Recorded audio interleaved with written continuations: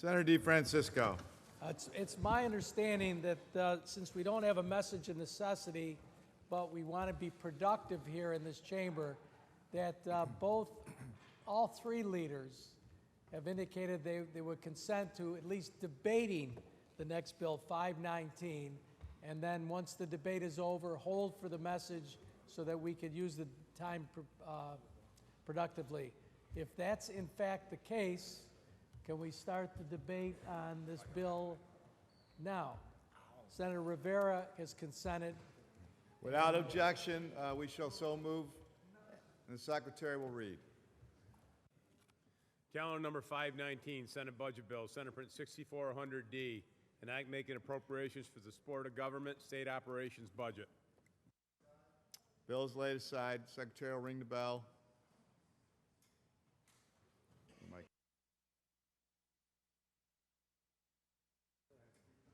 Secretary will read. Calendar number 519, Senate Budget Bill, Senate Print 6400D, an act making appropriations for the support of government, state operations budget. Senator Stavisky. Thank you, Mr. President. Will the sponsor yield? Yes, Mr. President. Sponsor yields. Can we have some quiet in the chamber, please? Thank you. Senator Young. Senator Stavisky, you may proceed. The City University of New York, can you tell me whether the faculty there has a contract?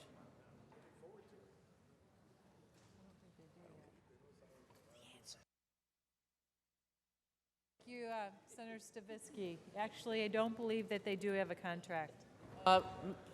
Will the senator continue to yield? Senator Yes. yields, but I'd ask again for some quiet in the chamber so the members can hear the exchange. In fact, the faculty at the City University of New York has not had a contract since 2010. And one of the issues involved in that is the cost of the contract. Can you tell me what happened to the $240 million that had originally been proposed by the executive in his budget proposal?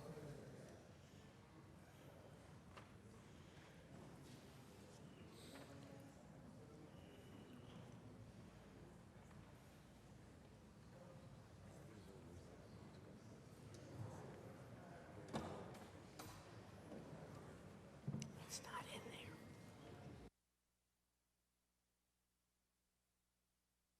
Yeah, why don't we let Senator Lavelle answer these questions? Without objection, I will ask Senator Lavelle. Senator Lavelle. I'm ready, Senator Stavisky. Senator Stavisky, you may pose your question.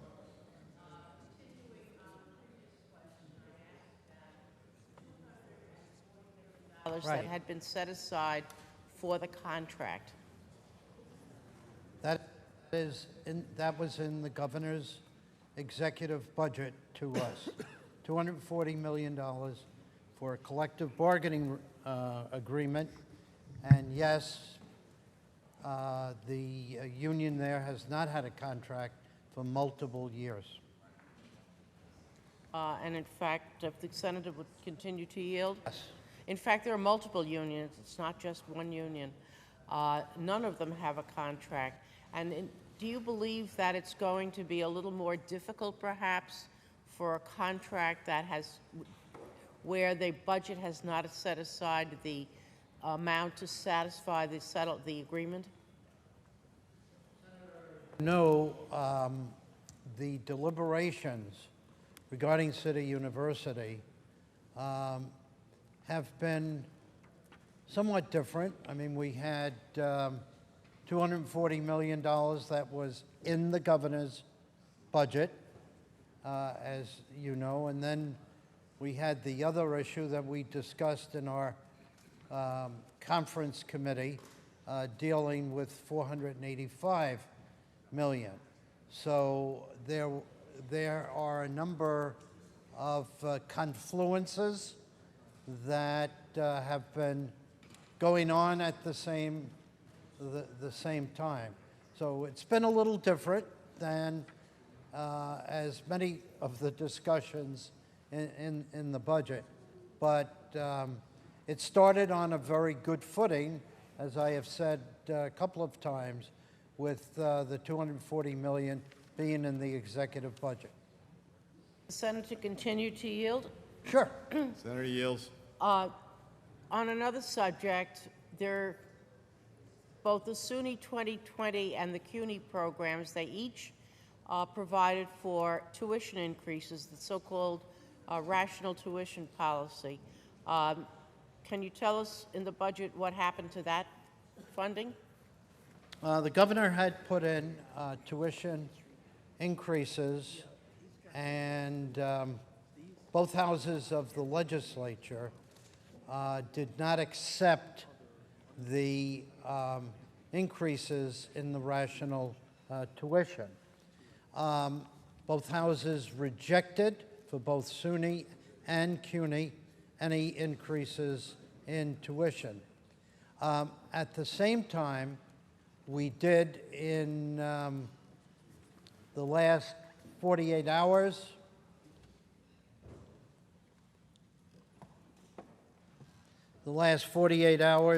came up with some money, $12 million for CUNY and $18 million for SUNY, to offset any disturbance on any of the campuses in terms of faculty, and kind of smooth the pathway there. To clarify the situation at SUNY, the amount of money that was involved and how the loss is going to be covered. The loss in revenue is going to be covered. I think I indicated we did the same thing we did with CUNY, taking the performance money. It was $18 million for SUNY, 12 for CUNY.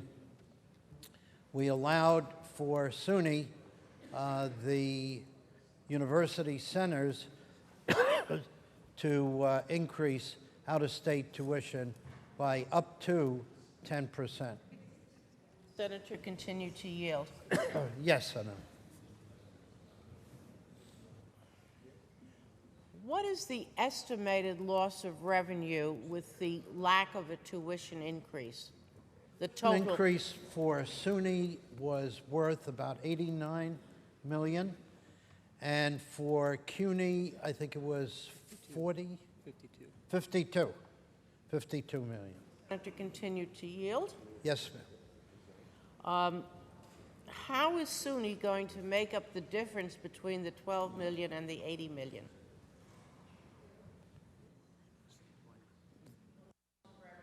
And the lack of replacement of the lost revenue. I don't understand the question, because the money that we restored was 18 million. The Senate, let me rephrase the question. There was a loss in revenue of $80 million, what the tuition brought in at SUNY, and the replacement is, I think, 12 million? I'm sorry, I do understand the Yeah. question. One of the reasons that the legislature rejected the tuition increases was because there was a $300 per year for 5 years increase. So that's $1,500 that the students paid. The general belief was that in this year, that because of the $1,500 that was coming in to support the system, that for this year in particular, there would be, that the campuses could work their way through by not having a tuition increase in both SUNY and CUNY. The senator would continue to yield. Yes. I don't disagree with that, I must say, but on a totally different issue. Is there any additional monies that are coming in to SUNY or CUNY in other budgets? Well, as I had indicated in the case of SUNY, the colleges had out-of-state tuition, and again, in this budget, there will be, for the university centers, would allow them another 10%, up to 10% increase. The other sources of revenue traditionally in the past have been student fees. So we have tuition, student fees for in-state students, the tuition increase for out-of-state tuition, and of course, one of the important sources of additional money is through research grants that the campuses generate. I'm not sure I know of any other sources. That's not, let me rephrase my question. We have yet to pass the Alpha budget and the aid to localities budget. Are there any funds in either of those budgets for SUNY and CUNY? That's where the 18 and the 12 million will be in the Alpha. No. The what?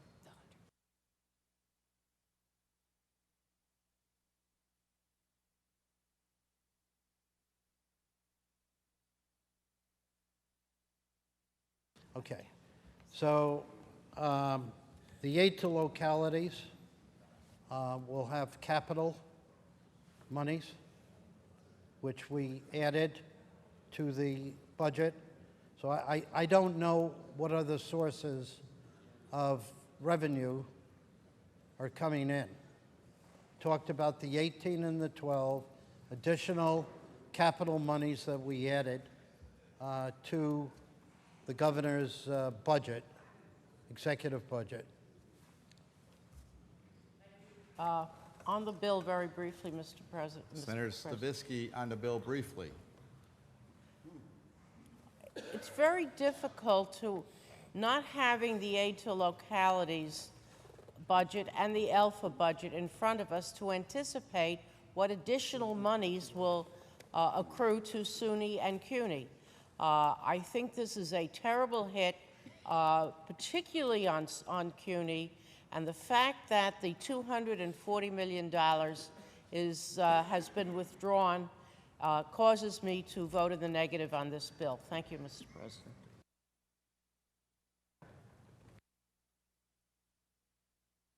Stavisky, Senator Espaillat. Yes. Thank you, Mr. President.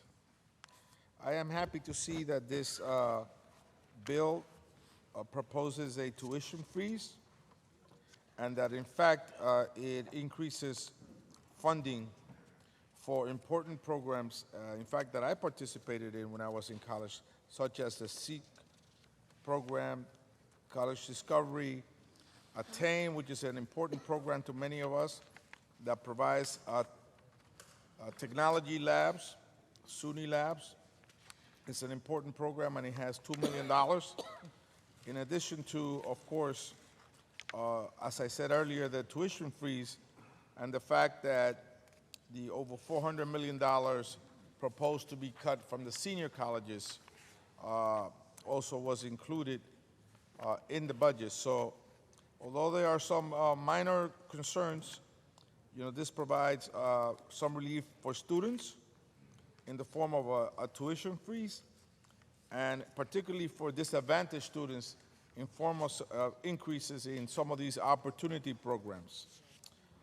With regards to housing, although there is no direct funding, again, for the tenant protection unit through the Division of Housing and Community Renewal, as it has been a long-standing effort from this House's majority to deny specify and direct line of funding for this unit. In fact, there is ongoing litigation to prohibit that.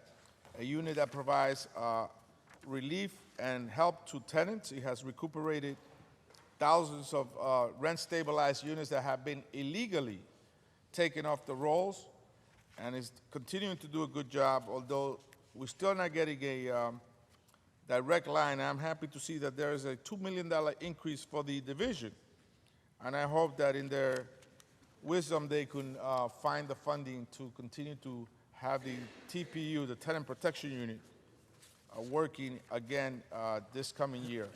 For those reasons, Mr. President, I will be voting in favor of this particular bill. Thank you, Senator Espaillat. Senator Hamilton? Yes, Mr. President, I rise to address the bill. Senator Hamilton on the bill. I tried to read as much as possible. The bill that I got at 2 o'clock is actually 700 pages. It's a lengthy document. As you're well aware, I was not able to complete reading this document within the time that was allocated to me, which is 2 hours. I would think that any lawyer in a law firm or anybody else who actually tried to read this would not sign off on it to their client, nor would I sign off on it to my constituents, because procedurally, there's really no due process in me reading this and actually knowing for myself whether or not this would benefit or not benefit the constituents in my community. I just want to say I'm not against the bill. I'm not for the bill. I haven't read the bill. And I cannot vote on a bill that I have not read. It would be negligent of me to do so. So therefore, due to the fact that I've gotten this bill at 2 o'clock in the morning, and it's now 2:30 in the morning with over 700 pages. 4:30, what I said to? I'm delirious now, it's just so late. 2:30 Mountain Time. Reading too much. Okay, Senator so, Hamilton, it's 2:30 Mountain Time. Mountain time, thank you, mountain time. So, due to the fact that I have not time to read it, and the hour that it was given to me at 2 o'clock, and now it's 4:30, I cannot with good conscience vote on this bill, so I voted negative. Thank you, Senator Hamilton. Senator Breslin. Thank you, Mr. President. On the bill, please. Breslin on the bill. Thank you, Mr. President. Very briefly, I'm up to talk about Albany. And Albany has been faced with a fiscal crisis in part caused by state buildings. Over 30% of the buildings in the city of Albany are state buildings. And they tend to be isolated, sometimes covered, and the buildings don't generate the kinds of revenue to the city itself, but obviously the services provided to that 30% are significant. In addition to that 30%, there's another 30% of government buildings, which bring it up to 60% of exempt properties. The governor realized that and understood that. Members of the Assembly, in particular John McDonald and Pat Fahey, understood that, and we'd look to resolve it by way of a payment in lieu of taxes. And accordingly, in this budget, $12.5 million was provided in terms of spin-up money, which, as you know, is already allocated money, and it isn't money directly out of our pot right now. But the significance to Albany is profound. It puts them in a position to recover, to prosper, and to look for long-term ways to overcome that 60% exempt properties. And I know that the citizens of Albany, when they wake up on this very beautiful Friday morning and realize what has happened, will be very happy and be off to a very good start. Thank you, Mr. President. Thank you, Senator Breslin. Is there any other senator that wishes to be heard? Senator Young? Yes, thank you, Mr. President. I just want to clarify, based on some of the comments, I want to stress that the TPU, the Tenant Protection Unit, is not included in the state budget. Thank you. Thank you, Senator Young. Is there any other senator that wishes to be heard? Seeing none, hearing none, debate is closed, and the secretary will ring the bell. Mr. President, you can ring the bell, but we can't vote. Right. So if we just lay the bill aside temporarily until we get a message? Senator DeFrancisco, we will do as you've instructed, but what we were looking to do is potentially consider this as a high bill to allow you to continue to move on. But we will ask and seek council's advice on that. That again? You want to consider it a what bill? As we would in any other, as we would in any other case, we can proceed to begin the roll without taking the actual roll and consider the bill to be high, and then lay it aside. That could be voted on, and that would allow you, if you chose, to call the next meeting of the Finance Committee. I don't see the point of that, because it's not going to You save are- any you are time. the Let's floor- just, you let's are the- just lay it aside. You're the floor and- leader. We will We'll do do it Finance whatever you Committee then? request. We'll just stand at ease. It's my understanding that Senator Gianaris has something to mention here. Okay, Senator Gianaris. Thank you, Mr. President. There will be an immediate Democratic conference in the conference room while we await the message. There will be an immediate meeting of the Democrat conference in the Democrat conference room. Senate will stand at ease.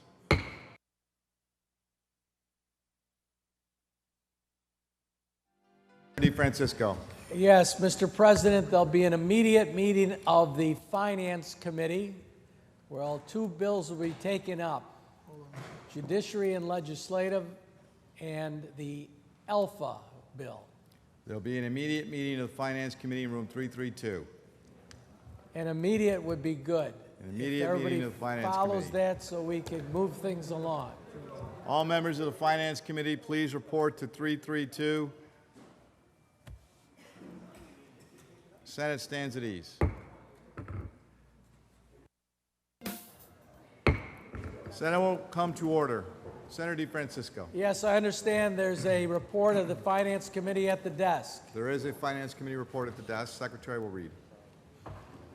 Senator Young from the Committee on Finance reports the following bills. Senate Bill 6401A, Senate Budget Bill, an act making appropriations for the support of government, legislature, and judiciary budget. Senate 6406C, Senate Budget Bill, an act to amend the education law. Both bills reported direct to third reading. It's my understanding that there is our message of necessities for both. I will. Well, first of all, you know what I should do? Why don't I move to accept Thank the you. Finance Committee Thank you. report? There's a motion on the floor to accept the Committee on Finance report as read. All in favor signify by saying aye. Opposed? The Finance Committee is accepted and before the House. Secretary will read. Calendar number 520, Senate Budget Bill, Senate Print 6401A, an act making appropriations for the support of government, legislature, and judiciary budget. Is Senator there a message DeFrancisco. of necessity at the desk? There is a message from the Move to- Governor at the desk. Move to accept. All in favor of accepting the message of necessity of the Governor at the desk signify by saying aye. Opposed? The message is accepted. Secretary will read. Last section. Section 2, this act should take effect immediately. Call the roll. Adabo, Flanagan, Klein, Stewart, Cousins, Young. I 62. The bill is passed. Can we now go to 522? That bill, I understand, has a message of necessity at the desk. Secretary will read. Calendar number 522, Senate Budget Bill, Senate Print 6406C, an act to amend the education law. There is a message of necessity at the desk. There's a motion to accept the message of necessity from the Governor. All in favor signify by saying aye. Opposed? The message is accepted. And read the last section. Lay it aside. Secretary will ring the bell. Secretary will read. Calendar number 522, Senate Budget Bill, Senate Print 6406C, an act to amend the education law. Senator Latimer. Senator Latimer. Mr. President, good morning. Happy April Fool's Day. I have a few questions, if a senator will yield.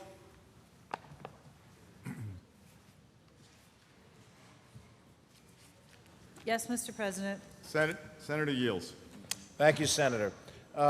Senator, can you give us, in the education area, what the total amount of foundation aid is in this budget before us.